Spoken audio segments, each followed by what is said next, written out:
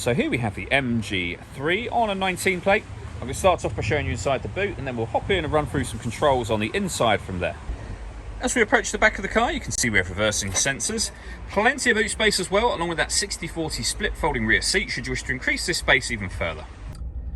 Okay, now that we're inside the car, we're going to start with the dials. On the left-hand side, we have the rev counter, and on the right-hand side, the speedometer. In the middle at the bottom, you can see the total miles of the car, which are 6,793, so very low mileage. If we back out to the steering wheel, on the left-hand side, we have stereo and phone controls. Phone controls continue over on the right-hand side. Of course, you can't use the phone controls until you pair the phone up to the car, and that is done over on the touchscreen in the center just here. Hit the phone icon, and then follow instructions on screen from there. When it comes to music in this car, we have got FM, AM, and DAB radio, as you can see.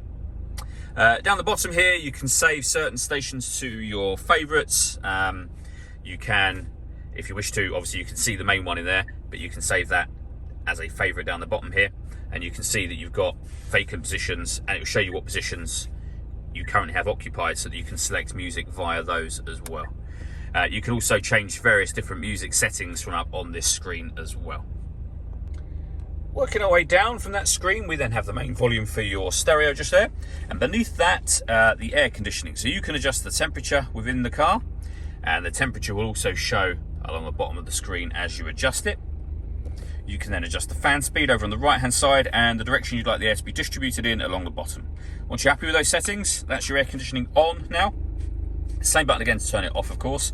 You can recirculate the air that's in the car. That's a great way of heating it up or cooling it down quickly, depending on the temperature you set over here. Underneath that, we have a 12-volt charging socket and USB input.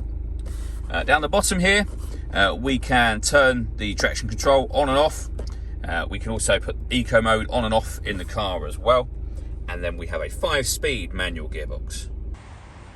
All that leaves me to say is thank you for taking the time to watch this video. If you'd like to come and see the car in person and have a test drive, please feel free to call any of our MJA sites. We'd love to hear from you soon.